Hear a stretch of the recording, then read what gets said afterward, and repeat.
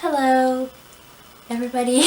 Today I am going to be talking to you about my 2021 reading goals because I actually have some. I usually never make any because that's not really my thing. I kind of just like to go with the flow. It's a bit too cheesy for me. But I actually have some goals that I kind of want to meet this year. Is that the right word? I'll just start talking about them. This can be a short video, or if I talk for too long, can be a long video because I only have 4 goals. But these are the 4 goals that I'm going to be talking to you about today for 2021. Obviously going to start with my reading goal. How many books do I want to read in 2021? It's such an ugly number.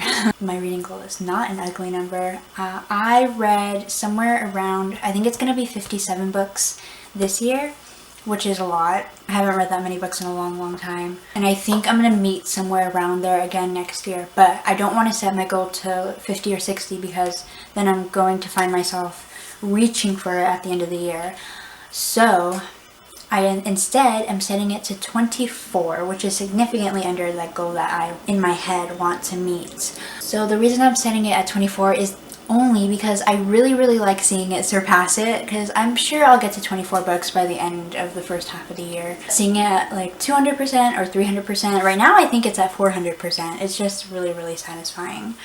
Also, if you want to know, my goal last year was 12 books. My second goal is that kind of one where we go into what I want to read more of, right? So there are some genres that I want to read more of.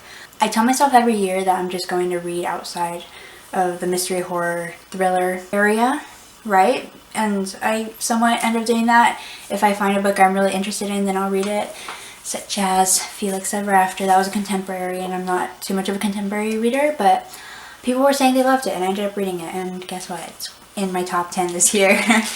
So, what do I want to read more of? First, in terms of genres, horror and sci-fi.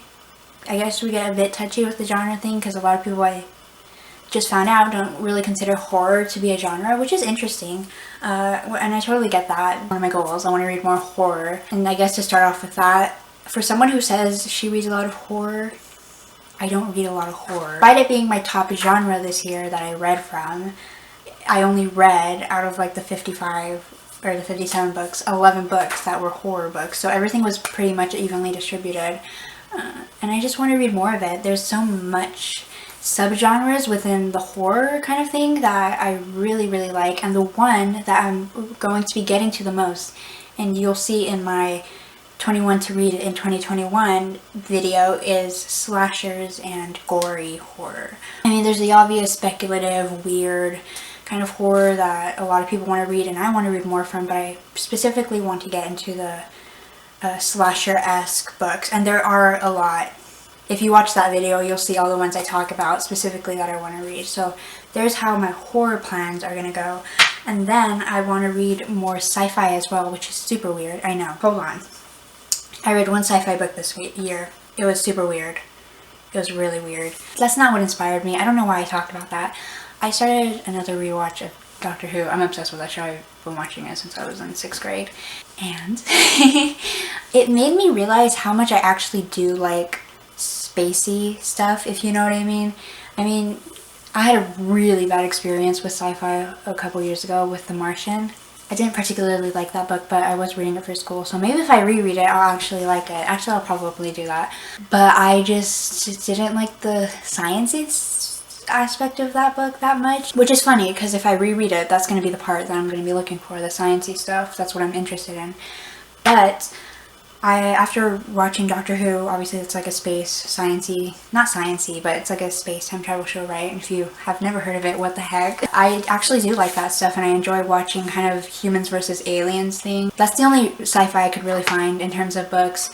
If I could find any working together, that would be nice as well. But yeah, I'm gonna be more so reading spacey sci-fi. I'm not gonna be reading any intense series though. More so standalones. Yeah. So that should be fun. That should be really fun. And then finally, I want to read more. This is a lot of people's goal, but I'm including it because I want to read more of it, and that is translated fiction. I said that very peculiarly. I read Drive Your Plow Over the Bones of the Dead. You should read that book though, it's really good. Trigger warnings for animal abuse and such like that. But that book was so good. That book was so good. Okay, so I guess I haven't read as much translated fiction as I thought I have. But, oh no, I just read The Lost Village. Oh my god, I am so stupid. Okay, that one was good too. I mean, that book was okay. That was like a five scale book. But, I still liked it. I don't know. It's just, there's so much literature out there that I want to get to. I feel like the further I go beyond this kind of Western area that we're in terms of publishing, the further I'm going to get from traditional ways of telling stories, and that's kind of what I want to focus on. My third goal for however many books I read in a month, right? Half of them have to at least be books from my physical TBR. How am I going to keep myself accountable for this? I don't know. I have a TBR jar that I pick prompts from, that I then choose books for, right? And I always prioritize looking at my own TBR before I go into my Kindle or my cloud library and such. So I guess that's how I'm going to keep up with it. But I found myself, I think it was September, not my physical TBR.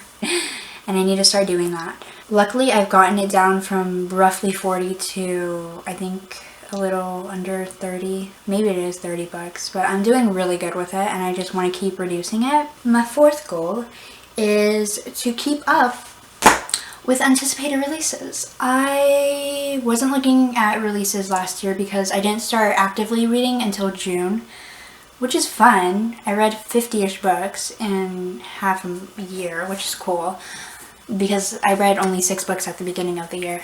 Okay, moving on. The point is, I wasn't keeping up with releases because that wasn't the plan. I've never even kept up with releases in active reading years because I don't buy new books, so what's the point, you know? But now I have my cloud library, and my library is really, really good at getting new releases. They always end up in the new editions, so definitely going to keep up. A lot of the ones I'm reading I feel like are going to show up, so I'm definitely going to read them. And I think that should be easy enough because, I don't know, it gets a little more complicated on big release days. I think there's going to be a lot of videos I have to come back to at the end of 2021. Actually, I'll check for you guys right now. Are there any days that I should be stressed about? March 2nd. Cool, 4 releases on that day. So I'm going to have 4 books on my TBR in March. That's fun. Thank you so much for watching. I really hope you enjoyed hearing me talk about all of the goals I have for 2021. Make sure to leave a pink emoji if you made it to the end of this video, to subscribe, like the video, and I will see you guys next time. Bye.